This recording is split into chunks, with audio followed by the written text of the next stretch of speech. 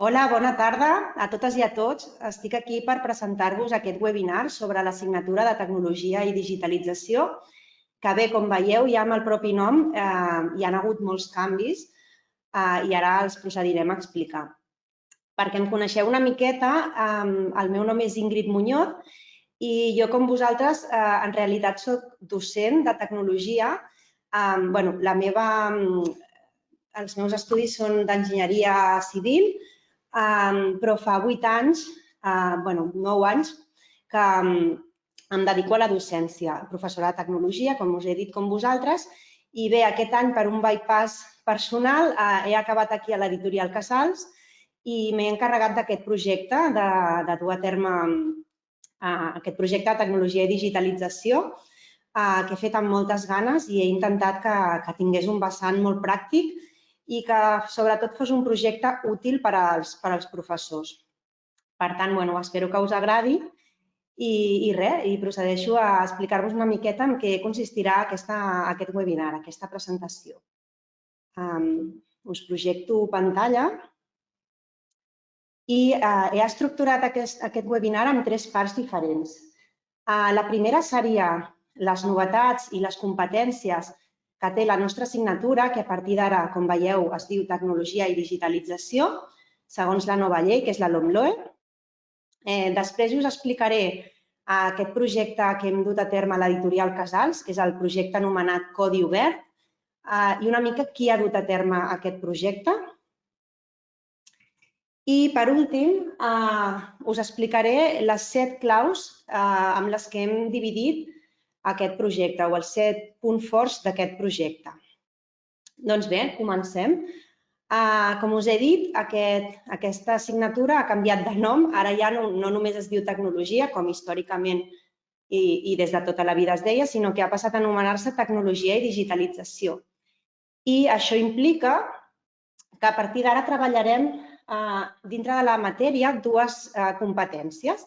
Les competències de l'àmbit, dues competències, no, 2 àmbits diferents. L'àmbit STEM, que com ja sabreu molts, les sigles són de Science, Technology, Engineering and Maths, és a dir, ciència, tecnologia, enginyeria i matemàtiques, però també tenim aquest segon àmbit, que és l'àmbit digital. Ara ja no només és una competència, com li deia abans, transversal, sinó que nosaltres, dintre de la pròpia matèria, l'hem de treballar i, com veureu, es treballa profundament.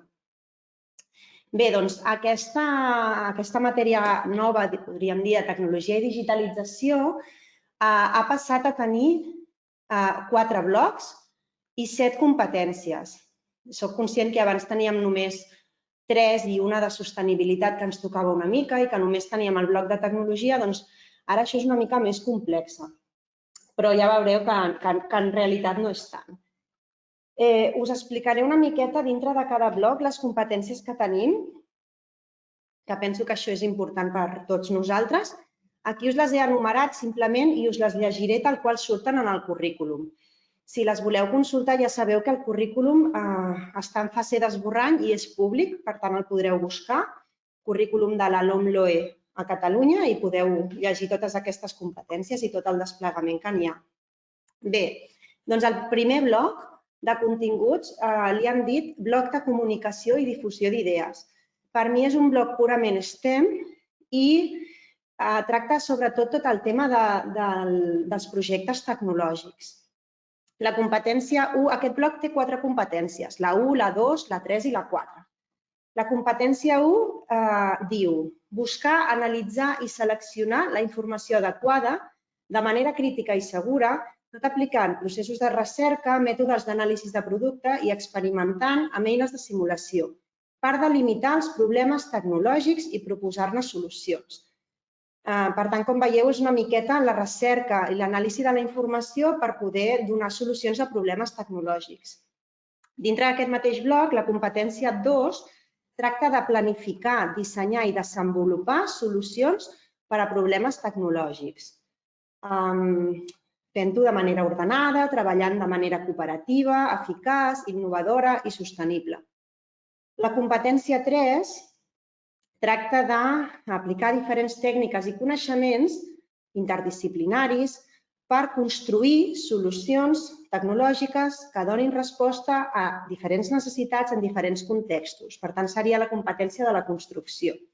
I la 4, que seria una miqueta el tancament de tot plegat, és descriure, representar i intercanviar idees o solucions a problemes tecnològics, com fent servir simbologia i vocabulari adequats, fent servir instruments i els recursos disponibles, utilitzant eines digitals.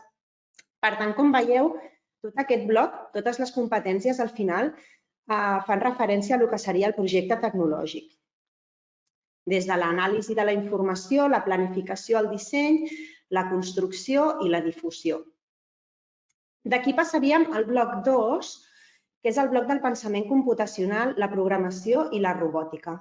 Aquest bloc, per mi, barreja els dos àmbits, l'STEM i el digital. I amb aquest bloc només tenim la competència 5, que diu desenvolupar algoritmes i aplicacions informàtiques en diferents entorns, aplicant el pensament computacional, incorporant les tecnologies emergents per resoldre problemes concrets, per automatitzar processos, aplicar-los en sistemes de control o robòtica. Per tant, seria tot el tema del pensament computacional aplicat sobretot al control i la robòtica. Després tindríem el bloc 3, que és un bloc purament digital i que aquest sí que és bastant nou per nosaltres.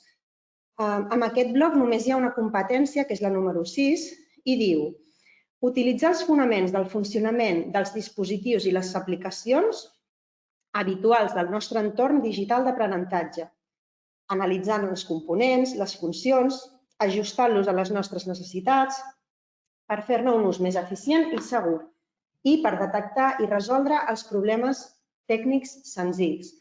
Per tant, aquest bloc 3 pràcticament és tot el tema dels dispositius electrònics, la digitalització, el resoldre els seus problemes. I per últim tenim el bloc 4, que és el bloc una miqueta també que engloba tant l'STEM com el digital, que és el tema de la tecnologia sostenible. En aquest cas, la competència 7 el que ens diu és que hem de fer un ús ètic, sostenible i ecosocial responsable de la tecnologia, identificant les repercussions i les aportacions de la tecnologia per valorar l'impacte del desenvolupament tecnològic a la societat. Per tant, aquí és el tema del desenvolupament sostenible i també ètic de la tecnologia. Bé, com veieu, hem passat a tocar més blocs. Tenim sobretot la part nova de la digitalització. Espero que no us espanti. Això és una mica la primera vegada que penses que passes de 3 a 7 competències, espanta una mica, però després quan tu mires no hi ha tant canvi. Realment ja tocaven molts punts que potser no estaven diferenciats per competències. Bé, un cop desenvolupades les competències, passo a explicar-vos el nostre projecte. El nostre projecte d'Editorial Casals serien 3 llibres. Aquest any hem llançat el llibre 1 i el llibre 2. Aquests 2 llibres es desenvoluparien entre primer, segon i tercer d'ESO. I el motiu pel qual tenim 2 llibres i no 3 és perquè a priori ens han, diguem-ne, variat les hores de la matèria de tecnologia i digitalització. Hi ha hagut part de les hores que han passat a ser d'una optativa de robòtica que cal fer durant l'ESO i la resta d'hores de la matèria les han reduït i es poden fer en 2 o 3 cursos depenent del que vulgui el centre. En el nostre cas tenim el temari de tecnologia i digitalització entre primer, segon i tercer dividit en aquests 2 llibres i llavors tenim l'assignatura de quart de tecnologia que en aquest cas, com veieu, no té el nom incorporat de digitalització perquè digitalització serà una de les optatives i tecnologia serà l'altra de les optatives. Bé, els que hem desenvolupat aquest projecte, aquí teniu tots els autors, som tots professors en actiu de secundària o bé de cicles formatius de l'àmbit STEM. El Toni Hernández i la Viviana Siscart han sigut els 2 coordinadors dels 2 llibres 1 i 2 i després també autors de diferents unitats. I la resta d'autors, la Maria del Mar Gutiérrez, el Jorge Luján, l'Eva Ramírez, la Thais Soler i jo mateixa també hem col·laborat amb la redacció de les diferents unitats. Com us dic, tots som profes de tecnologia i hem intentat donar un enfoc el més pràctic possible en aquest projecte. D'altra banda, hem volgut tenir uns autors que jo els dic autors especialistes en alguns àmbits que són importants i que són eixos transversals amb totes les unitats. En aquest cas, serien aquests que teniu aquí dalt. Hem fet un apartat a cada unitat de tecnoètica i per aquest apartat hem comptat amb la Liliana Arroyo, que és professora i investigadora d'ESADE, que, com sabeu, és una universitat d'administració i direcció d'empreses aquí a Barcelona molt important.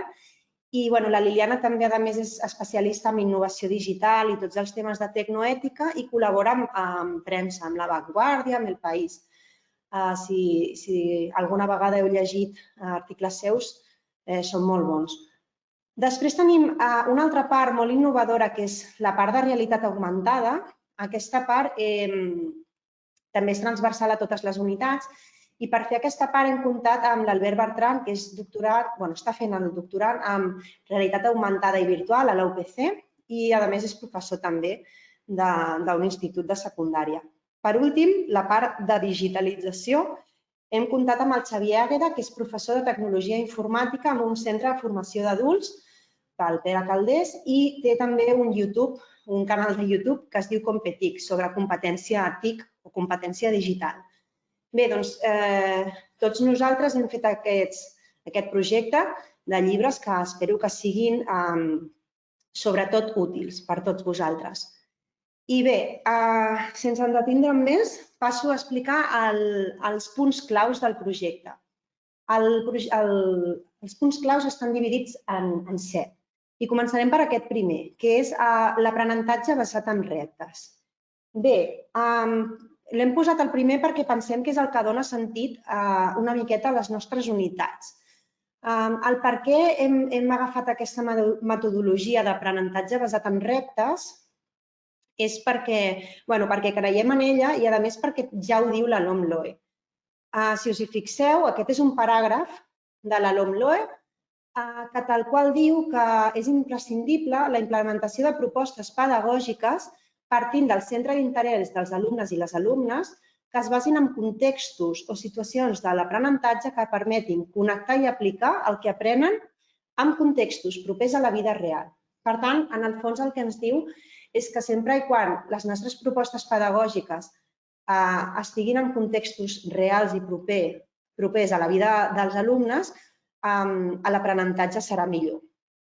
Per tant, nosaltres el que hem fet a partir d'aquí és que cada unitat l'hem enfocat a partir d'un context real i aquest context real ens aporta o dona lloc a un repte que es desenvoluparà al llarg de la unitat per anar assolint els continguts de la mateixa. Tots els reptes estan contextualitzats amb aquestes situacions reals i, si us sembla, anem a mirar alguns exemples perquè d'aquesta manera ho entendreu millor.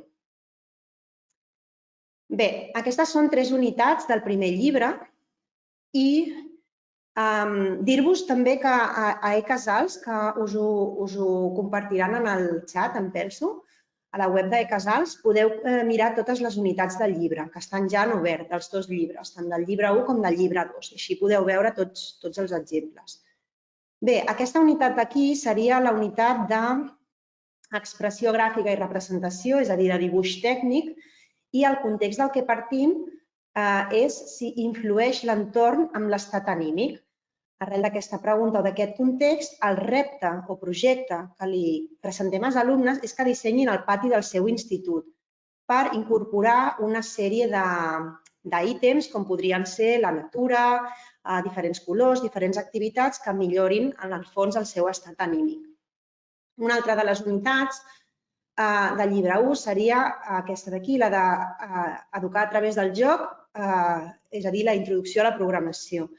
I els preguntem als alumnes si és possible aprendre jugant i els proposem el repte de fer un joc de misteri amb Scratch.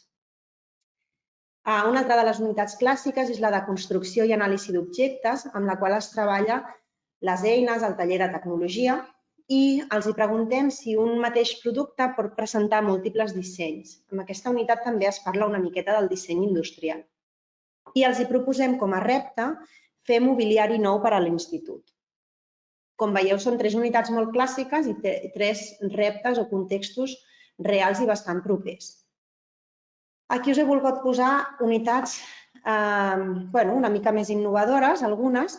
Aquesta d'aquí seria del llibre 2 i és la de circuits elèctrics, electrònica, robòtica i domòtica. Com veieu, hi ha part del currículum que comença a sonar més de nou, com la domòtica. I els preguntem als alumnes si ens ajuden els robots a tenir una vida més fàcil. I en aquest cas els fem reptes el repte és simular amb Tinkercad. Una altra de les unitats del llibre 2 és la de programació d'aplicacions i intel·ligència artificial. La intel·ligència artificial també comença com a concepte nou o contingut nou de la LOMLOE. I els preguntem si les màquines poden pensar. I els reptem a fer una aplicació d'una guia turística amb App Inventor. Per últim, una unitat nova del llibre 1, però que també hi ha una unitat semblant amb el llibre 2, és una unitat totalment de digitalització. En aquest cas, el contingut seria l'ordinador, la digitalització i la creació de continguts. Per tant, com veieu, el contingut és totalment nou i els preguntem si estem preparats o estem a punt per al món digital i els reptem per fer un bloc a mida. Per tant, com veieu, cada unitat està enfocada d'una manera diferent. Podeu consultar-les totes, com us he dit, a la web d'eCasals. I bé, com plantegem el repte a les unitats? Doncs això es fa a l'inici de la unitat, a la primera doble pàgina, que seria això d'aquí. Començaríem fent una pregunta per introduir aquest repte o aquest context inicial. En aquest cas us he posat la de dibuix tècnic, que seria la doble pàgina inicial de dibuix tècnic. Els preguntàvem si influeix l'entorn amb l'estat anímic. I a partir d'aquí, d'aquesta pregunta, els posaríem un vídeo inicial on explicaríem aquest context i a partir d'aquest vídeo hi haurien unes preguntes de reflexió. A continuació us vaig a projectar perquè pugueu veure el vídeo que introdueix el context inicial d'aquesta unitat de dibuix tècnic, que va sobre la neurociència.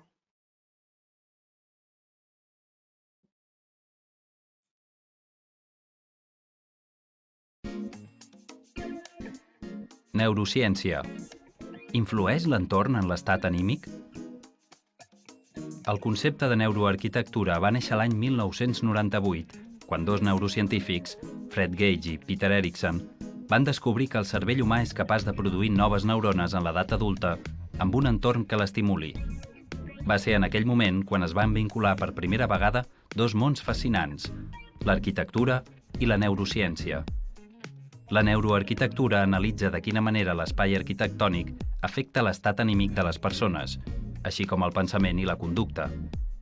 Mitjançant el disseny de l'ambient i a través de paràmetres estudiats prèviament, com ara la il·luminació, el color i la forma del mobiliari, entre d'altres, es poden estimular determinats comportaments i o beneficis per a la persona.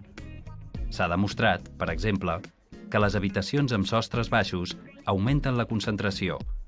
En canvi, les que tenen sostres alts afavoreixen la creativitat. També s'observa que les aules amb grans finestrals augmenten l'atenció i, fins i tot, que els malalts milloren més ràpidament quan es troben a prop de la natura.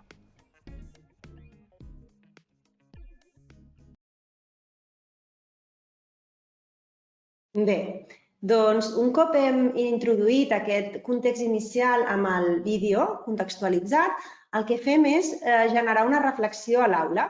Com? Amb una sèrie de preguntes que les trobem aquí, a la qual se'ls fan preguntes als alumnes de diversos tipus. Moltes treballen habilitats per a la vida, com per exemple en aquest cas hi ha una pregunta que tracta l'empatia i una altra pregunta que tracta l'autoconsciència de l'alumne, però hi ha diversos, ens podem trobar a cada unitat diferents preguntes. Sobretot les preguntes el que fan és fer pensar l'alumne sobre el que acaba d'escoltar i el context que se li acaba de proposar, fer-li preguntes relacionades amb el vídeo, però també preguntes relacionades amb la seva pròpia experiència en aquest context. I d'altra banda, les últimes preguntes solen fer al·lusió ja al que és el repte de la unitat. Un cop hem contextualitzat l'alumne, En aquest moment passem al que és el repte. Per tant, els hi proposaríem l'inici del repte, que és dissenyar el pati de l'institut. En aquest cas, els hi mostrem algunes de les professions relacionades amb el dibuix tècnic que farem servir o que algunes d'elles les farem, estaran relacionades amb el nostre repte i els hi explicarem què farem en el repte, què aprendrem i què avaluarem. A partir d'aquí, aquest repte es desenvolupa al llarg de la unitat de la manera que ara us explicaré. Això d'aquí seria una doble pàgina del que és la unitat de dibuix tècnic.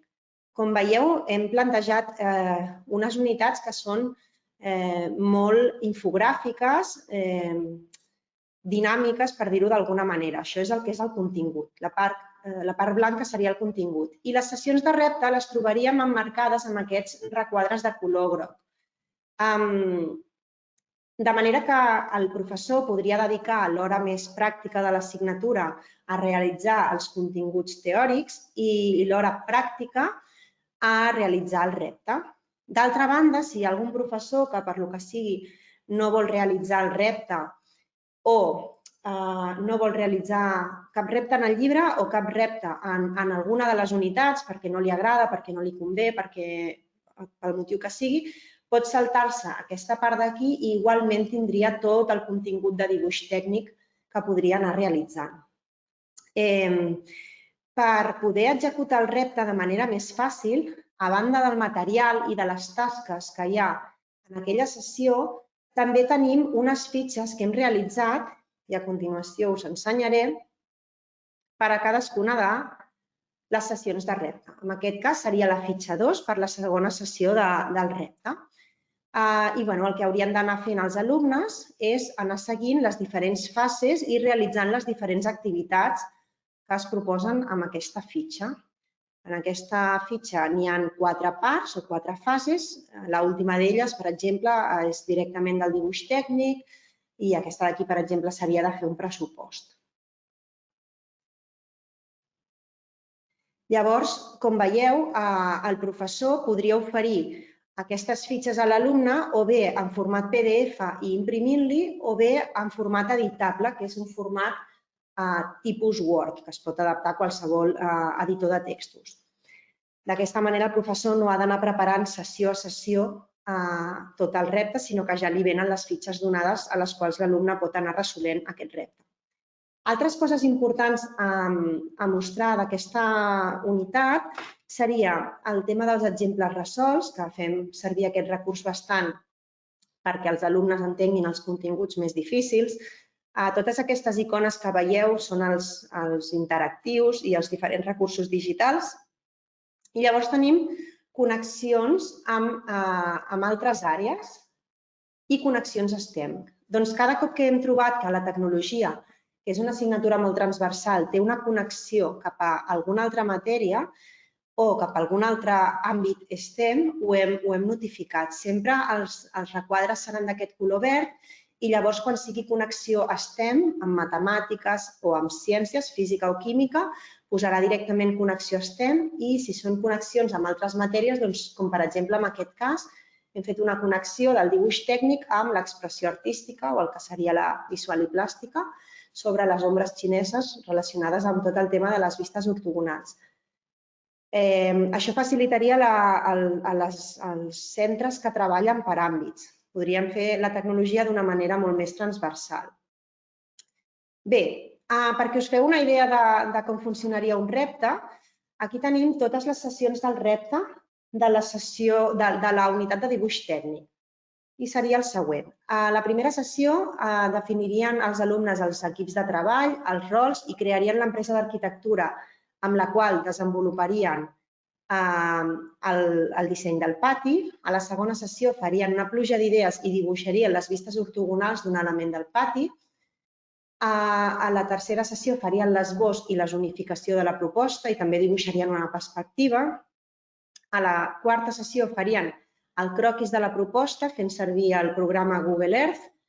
A la cinquena elaborarien el plànol definitiu de la proposta fent servir un programa de disseny CAD 2D i a l'última sessió presentarien la seva proposta. Doncs aquí teniu un exemple llavors de com seria el desenvolupament normal d'un repte. Bé, passo al punt 2 dels punts claus del projecte. En aquest cas anem a parlar d'un punt nou que incorpora la LOMLOE i és el tema dels ODS, o també anomenat l'Agenda 2030. En aquest cas, és un tema que al currículum anterior no s'incorpora i que en aquest currículum té un pes bastant important. Els ODS són 17 objectius creats i establerts per l'ONU l'any 2015 que han de guiar totes les nacions per tal d'aconseguir un camí més sostenible, per erradicar la pobresa, per protegir el planeta i per assegurar la prosperitat. Són 17 objectius que a continuació us presentaré i que la LOMLOE, dintre del paràgraf inicial on es descriu les funcions de la matèria de tecnologia i digitalització, que està bastant bé aquest paràgraf, ja diu que la matèria de tecnologia i digitalització ha d'aportar per a la consecució dels ODS i la seva connexió amb el món real. Per tant, la LOMLOE ens força o d'alguna manera ens fa treballar amb aquests ODS. Els ODS són aquests 17 d'aquí, però no tots els treballarem des de tecnologia. En el nostre cas treballarem alguns d'ells, d'altres es treballaran des d'altres matèries. Seria el cas de la igualtat de gènere, el número 6, que és el d'aigua neta i sanejament, el 7, que és el d'energia assequible i no contaminant, el 9, que és el d'indústria, innovació i infraestructura, l'11, que és el de ciutats i comunitats sostenibles, el 12, producció i consum responsables i el 13, acció pel clima. Bé, com hem treballat aquests ODS? Doncs hem aprofitat unes activitats que apareixen en el llibre que es diuen activitats en context. Cada cop que treballem un ODS hi ha aquestes icones on es veu l'ODS i el número d'ODS que estem treballant. Per exemple, en aquest cas d'aquí estem treballant una activitat en context que treballa la sostenibilitat i l'activitat va del reciclatge dels components de l'ordinador. En aquest cas estem treballant l'ODS número 12, que és el de consum i producció responsables. En aquest cas d'aquí és una activitat en context que treballa les màquines amb intel·ligència artificial, en concret el vehicle autònom o vehicle autoconduït. En aquest cas, en aquesta activitat es treballa l'ODS número 9, que és el d'indústria, innovació i infraestructura. Aquesta activitat pertany a la unitat 1 del primer llibre, que és la de tecnologia i procés tecnològic, i aquesta activitat d'aquí pertany a la unitat de digitalització. A banda de les activitats en context, els ODS també els hem treballat amb una altra part de la unitat. Al final de tot de la unitat, a cada unitat del llibre, hi ha una doble pàgina que es diu Activa les teves competències i habilitats. Amb aquesta doble pàgina el que trobem és una infografia sobre un tema relacionat amb la unitat i que treballa o fa treballar l'alumne de manera competencial. Si ens hi fixem, l'alumne hauria de llegir tota aquesta informació, veure les imatges, veure els diferents gràfics i respondre a aquestes 5 preguntes que són preguntes totalment competencials. En aquest cas, aquesta doble pàgina, que l'hem dit activa les competències i habilitats, treballaria, aquesta en concret, l'ODS 13, que és la d'acció climàtica. Està treballant el tema de l'acceleració blava, que és l'explotació dels oceans per part de les diferents societats. Doncs aquest seria un altre punt amb el qual al llibre trobareu el treball dels ODS. Bé, i enllaçant amb això, el tercer punt clau del projecte, hem volgut que sigui visibilitzar el paper de la dona en els àmbits STEM. Per 2 motius. El primer de tots és perquè creiem en això. Creiem que és necessari, que fins ara les dones han tingut un paper secundari o no tan principal amb els STEM i que ja és hora que això canviï. I, a més, hi ha un dels ODS, que és el número 5, que és el de la igualtat de gènere. A més, a la LOMLOE directament ja treballa aquest tema i diu que ho hem de treballar. Ens diu que davant dels reptes tecnològics que planteja la nostra societat, la matèria promou a través de la participació de l'alumnat l'assoliment d'una visió integral dels problemes, el desenvolupament d'una ciutadania digital crítica i la consecució d'una efectiva igualtat entre homes i dones. Per tant, hem de treballar aquesta igualtat de gènere. I per treballar aquesta igualtat hem volgut visibilitzar el paper de la dona que fins ara, com he dit, no estava posat tant de manifest. Com ho hem fet? Hem aprofitat també les activitats en context per treballar des de diversos punts. D'una banda, hem treballat amb personatges femenins històrics, com és el cas, per exemple, aquesta activitat sobre l'Ada Lovelace, que va ser la primera dona que va crear un algoritme. I també hem treballat amb personatges actuals, com la Zaha Hadid, que és una arquitecta. I hem fet una altra activitat a la unitat d'estructura sobre aquesta arquitecta, que és dona.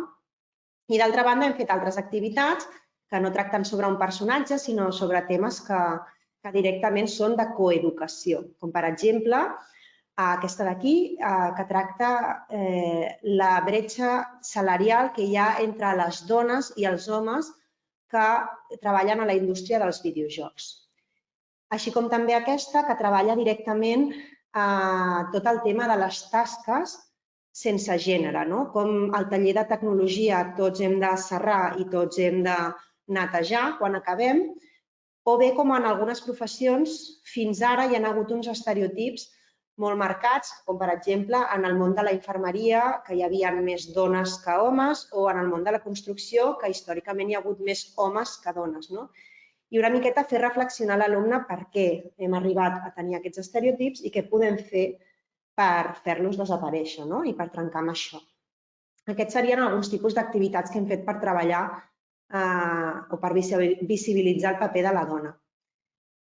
Altres llocs on hem fet això? Doncs ho hem intentat fer al llarg del llibre, és a dir, quan posem exemples, imatges, icones, no només que apareguin homes, com històricament totes les icones del llibre apareixien només figures masculines. Nosaltres hem posat masculines i hem posat femenines. Ara aquí només us estic posant les dones, però el llibre, com veureu, està 50%.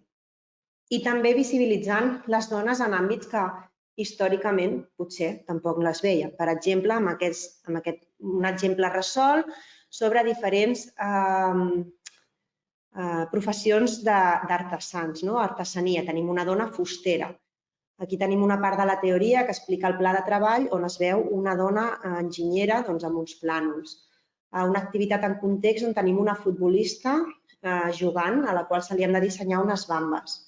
Una nena que juga en robots o una noia que està serrant i que fa servir elements de protecció. Per tant, no és només que apareguin homes sempre, sinó homes i dones 50%. Bé, passem al punt número 4, que en aquest cas seria el punt que hem anomenat presa de consciència de l'aprenentatge propi. Aquesta seqüència d'aquí, que és la seqüència del prepara't, millora i posa't a prova, és una seqüència que tenen tots els llibres de Casals i que el que pretén és que l'alumne prengui consciència del seu propi aprenentatge. Com veieu, té aquestes 3 fases. Ara us explicaré una a una en què consisteix i com ho hem treballat. Bé, la primera part seria el prepara't, que és una presentació on s'introdueix als alumnes els coneixements o conceptes previs que ha de saber per poder desenvolupar la unitat amb èxit. Us vaig ensenyar un exemple.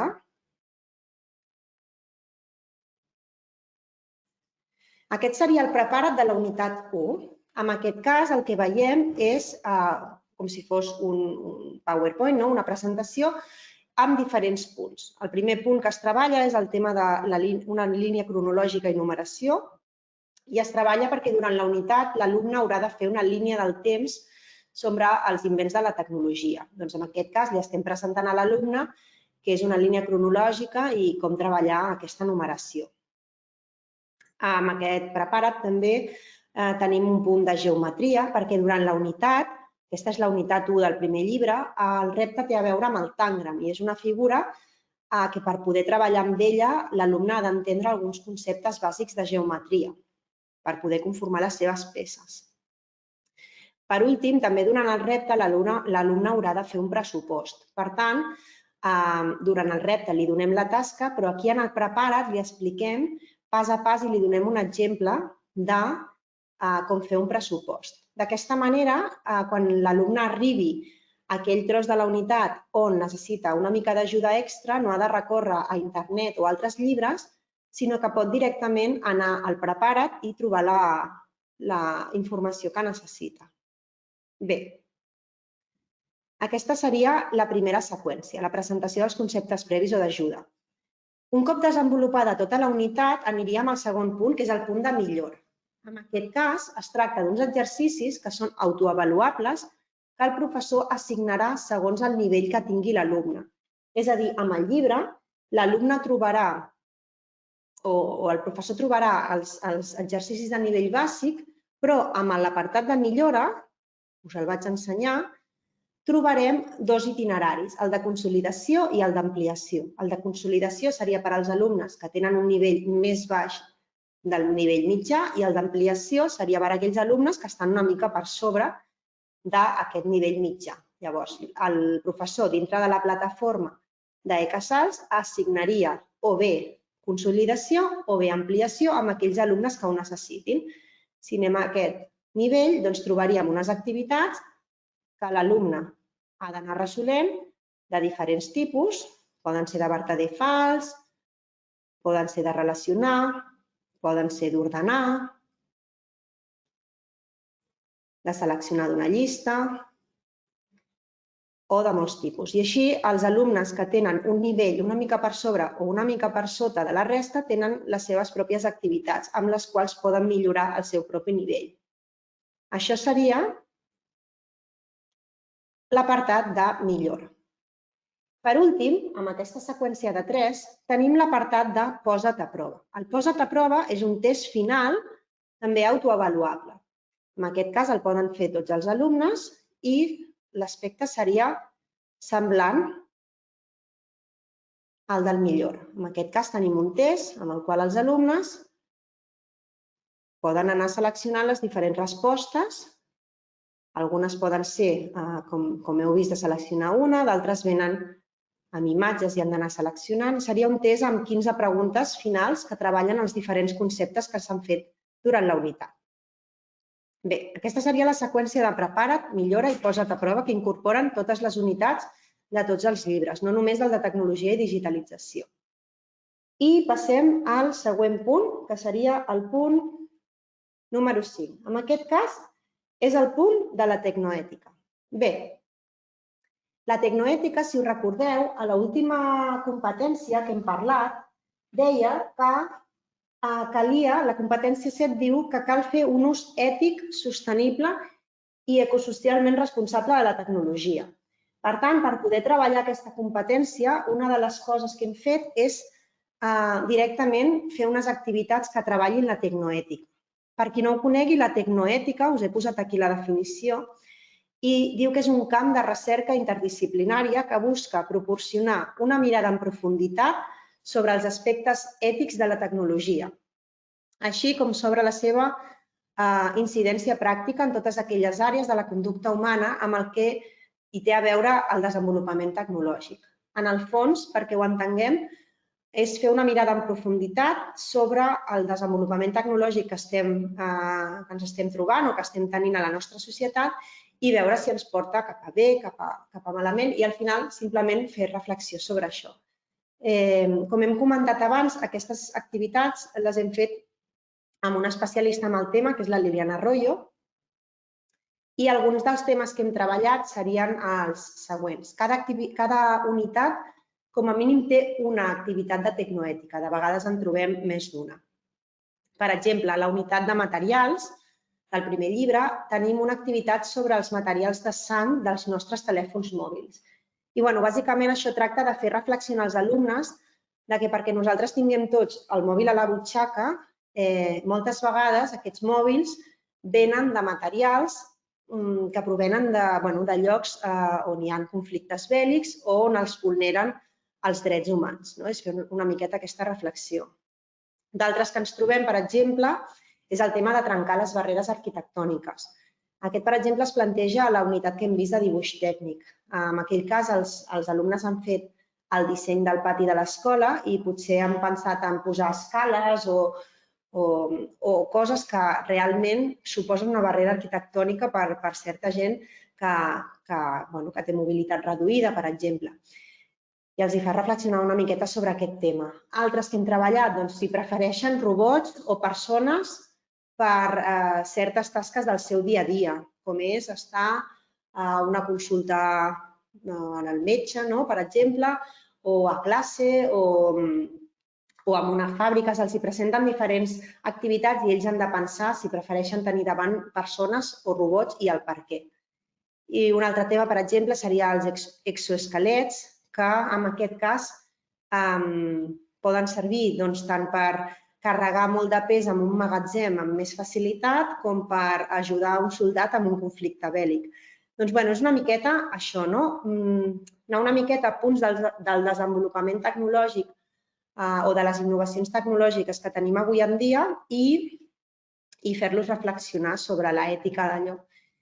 Si les voleu veure desenvolupades, podeu accedir a eCasals i veure les activitats que tenim. Realment són molt xules i valen molt la pena. Bé, passo al punt número 6, que en aquest cas seria la pròpia digitalització. La digitalització l'hem treballat al llarg de tot el llibre de diferents maneres. La primera manera seria a través d'una pàgina que hem posat amb totes les unitats, que és la pàgina que hem anomenat Digitalitza. Amb aquestes pàgines, ara veurem uns exemples, es veu hi ha una seqüència que hem generat sobre Ofimàtica i sobre el paquet d'eines de G Suite o Google Workspace, és a dir, Gmail, Drive, fulls de càlcul, etc. Després també hem treballat la digitalització amb les avaluacions competencials i per últim veurem que està immers a tota la unitat o a totes les unitats. Bé, la primera manera era a la pàgina de Digitalitza i aquí tenim uns exemples. A aquesta pàgina, com us he dit, surt una pàgina a totes les unitats i està pintada d'aquest color groc diferent de la resta de pàgines i aquí, per exemple, tenim una a la qual es treballa el correu electrònic, com els alumnes ens han d'enviar un correu electrònic. Des de quina és l'estructura òptima d'un correu electrònic a totes les funcionalitats que poden trobar-se amb el correu electrònic, el que poden inserir, etc. Amb aquesta d'aquí, per exemple, se'ls està ensenyant com fer un pressupost amb un full de càlcul. De vegades trobarem també activitats. Se'ls explica una miqueta la teoria i després se'ls envia per fer alguna activitat. Bé, aquesta seria la primera manera amb la qual hem treballat la digitalització. La segona manera és a través d'aquelles pàgines finals que hem parlat abans, que treballàvem els ODS, les pàgines d'Activa les teves competències i habilitats. A banda de treballar els ODS, també les hem aprofitat per treballar temes de digitalització. Per exemple, amb aquesta doble pàgina estem treballant la propietat intel·lectual i la pirateria, que és un dels continguts clau del bloc de digitalització. Altres temes que hem fet servir o que hem treballat amb aquestes dobles pàgines competencials ha sigut la privacitat amb els telèfons mòbils, la programació de videojocs o l'internet de les coses. L'internet de les coses és un altre contingut nou que ha sortit a la LOMLOE i que és curricular i que hem de treballar des de tecnologia. I bé, per últim, dir-vos això, que està immers a la unitat. I com podem diferenciar si estem treballant la digitalització? Doncs tenim aquestes icones que posa DIG. Cada cop que trobem una icona d'aquestes en el llibre, vol dir que estem treballant la competència digital o la digitalització. Per exemple, en aquesta pàgina, sobre la història de la tecnologia, se'ls presenten als alumnes una línia del temps amb alguns invents de la tecnologia i en aquest cas ells han de desenvolupar la seva pròpia línia del temps amb un programa que se'ls dona, un programa digital. En aquest cas, per exemple, és de la unitat 1, una de les sessions del repte relacionat amb el Tangram també han de fer algunes tasques de manera digital, com és jugar un joc per internet, visualitzar un vídeo, respondre unes preguntes, tot de manera digital. També trobem aquí la icona. Per últim, aquesta és la seqüència que us he ensenyat abans amb les diferents sessions del repte de dibuix tècnic. En aquest cas, no us haureu adonat abans, però ara que ja ho sabeu, de les 6 sessions, amb 5 trobem la icona de digital. Per tant, era un repte que, tot i que no ho podria semblar inicialment, es fa de manera digital. Per tant, com veiem, la digitalització està immersa dintre de tot el llibre. Per últim, també tenim diferents recursos digitals que fan que sigui més fàcil l'explicació. Us vaig ensenyar alguns d'ells. Per exemple, tenim animacions. Aquestes animacions bàsicament serveixen perquè el professor pugui explicar els conceptes més difícils d'una manera més dinàmica. Doncs, per exemple, en aquest cas tenim una animació on hi ha les fases del procés tecnològic. En el llibre es troba l'explicació teòrica i aquí tenim aquesta animació que és senzilla però que està il·lustrada i que el professor pot aprofitar. Hi ha altres animacions o interactius amb els quals l'alumne interacciona també amb l'animació.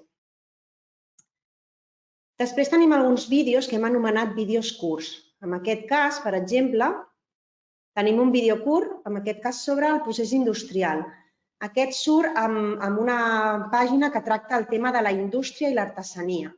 I trobem diferents vídeos, no només aquests, sobre exemples de producció industrial, en aquest cas és l'alimentària, però també hi ha un altre, per exemple, de la indústria siderúrgica, i després també tenim exemples de vídeos curts amb exemples d'artesania. De manera que després d'haver llegit les característiques de la indústria i les característiques de l'artesania, el professor podria mostrar aquests vídeos per ensenyar com és realment un procés industrial o artesanal o la teoria que toqui. Un altre dels recursos que podem veure al final de cada unitat serien els mapes mentals. A cada unitat reptem els alumnes a fer un mapa mental sobre els continguts de la unitat. I en aquest cas, el docent pot fer servir aquest recurs digital per anar ensenyant els diferents continguts. L'alumne, al llibre, el que trobaria seria un mapa mental com aquest, però que està incomplet. Llavors, hauria de seguir unes tècniques que se li donen en el llibre per anar omplint el seu mapa mental. I finalment trobaríem la solució que el docent li pot donar als alumnes en cas que aquests ho necessitin per completar el seu mapa mental. Dir-vos que a cada unitat el mapa mental que es planteja, la tècnica de mapa mental és diferent. Hi ha des d'arbre ramificat, arbre com aquest que es diu teranyina de cercles, arbres amb claus, arbres lineals, depenent dels continguts, se'ls ensenya a fer un tipus de mapa mental diferent. Bé, i per últim també trobem quantitat d'enllaços. En aquest cas, per exemple, és un enllaç sobre el Códice Madrid de Leonardo da Vinci, que és un llibre on els alumnes poden trobar com Leonardo da Vinci desenvolupava els seus invents. En aquest cas, és un enllaç que hi ha amb una doble pàgina final de la unitat on els alumnes han de fer anàlisi d'objectes. Fan una activitat competencial al respecte i després se'ls enllaça aquest enllaç. Bé,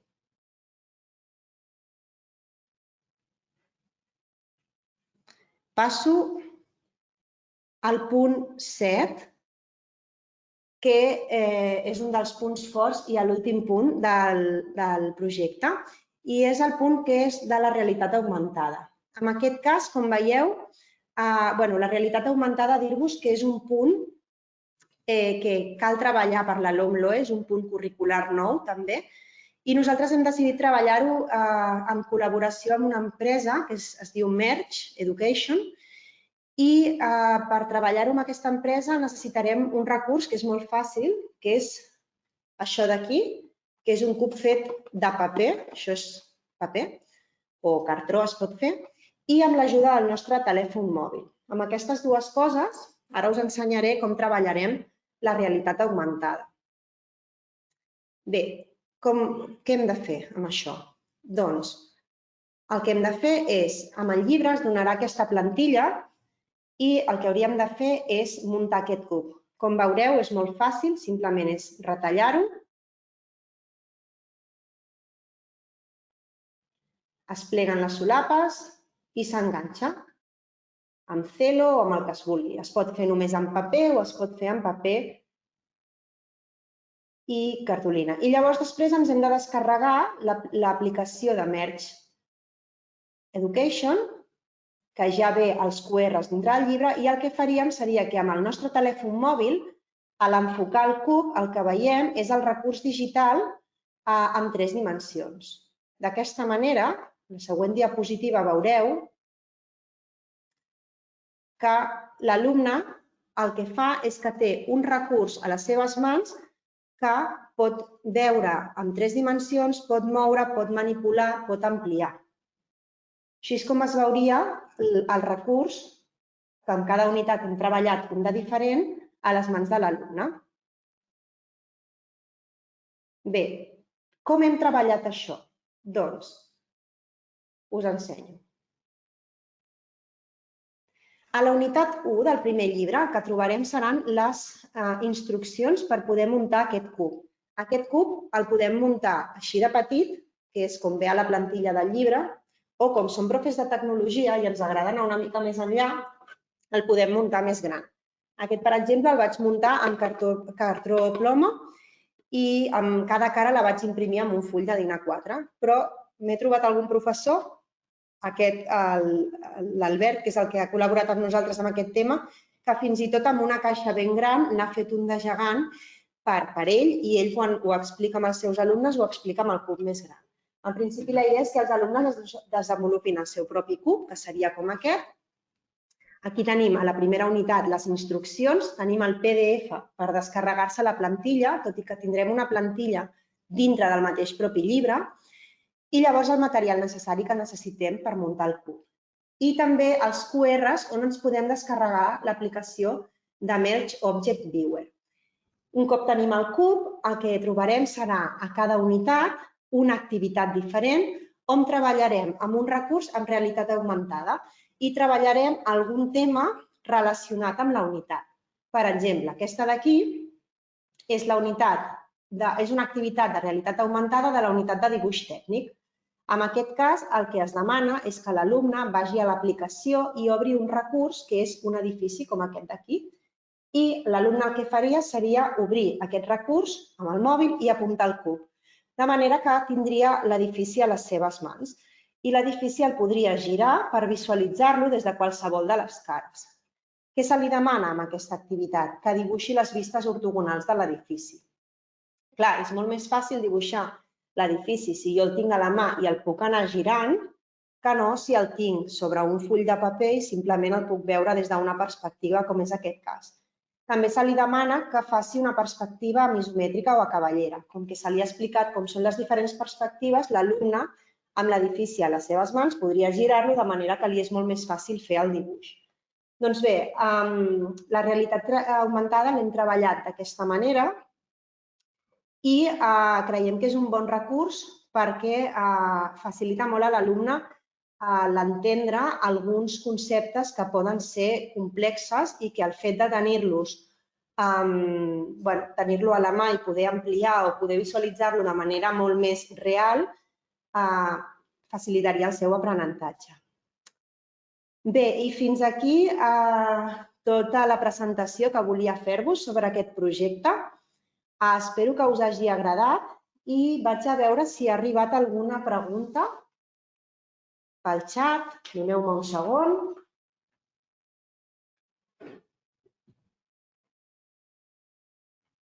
Sí, m'arriba una pregunta que diu si proporcionarem algun instrument per avaluar el repte. Sí. Sí, a la proposta didàctica que us farem arribar tenim una rúbrica a cadascuna de les unitats que permet avaluar el repte des de diferents ítems.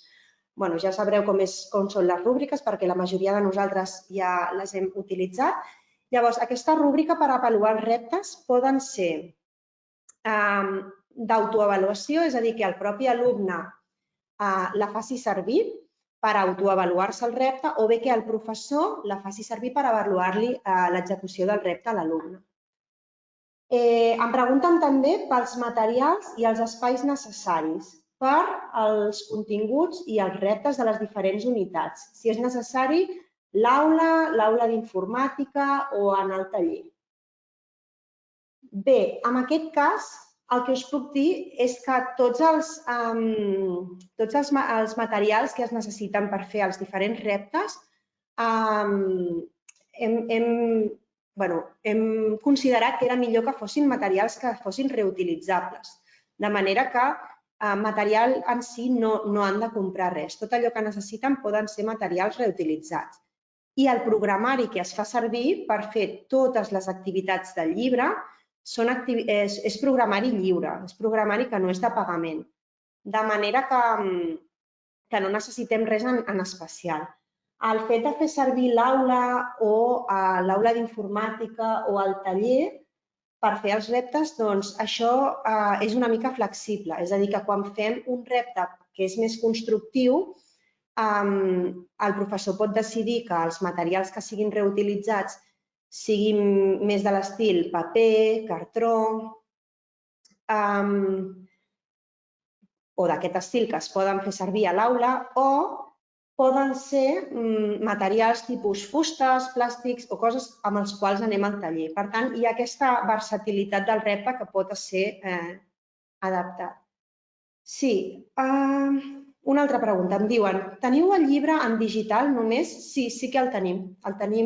Tenim la doble versió. Tenim el llibre en paper, que també se us dona la llicència digital, o també el llibre només en digital. Podeu accedir amb ell. Per últim, em pregunten el tema de les adaptacions curriculars.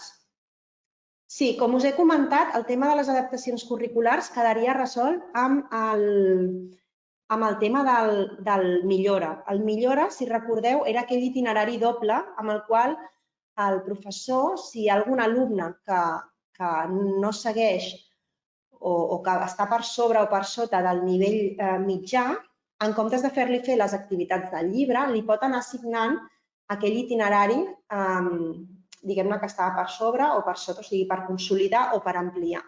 De manera que tindríem... Que m'arriba una altra pregunta. Tindrien l'opció de tenir això. Ens pregunten si la realitat augmentada funciona per Apple. Sí, sí que funciona. Funciona per Android i funciona per Apple.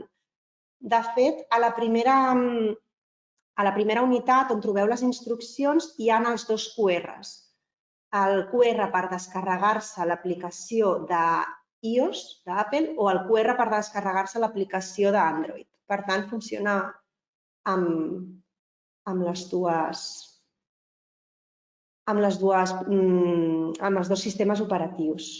I bé, en principi, crec que no tenim més preguntes. Si ha arribat alguna altra pregunta que jo ara mateix no estic veient, o si ara mateix voleu fer alguna altra pregunta, la podeu deixar escrita per aquí i us contestarem via e-mail. Bé, doncs, per no anar-nos més de temps, crec que estic totalment en hora, dir-vos que espero que us hagi sigut útil per poder entendre una miqueta més aquesta nova llei que ens tocarà treballar i que animar-vos que jo que porto aquest any o aquest curs estudiant-me-la no és per tant i que, com sempre, ens en sortirem.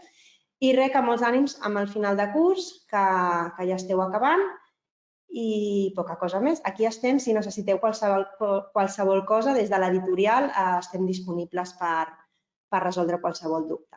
Doncs moltes gràcies per escoltar-me i bona tarda. Que vagi molt bé.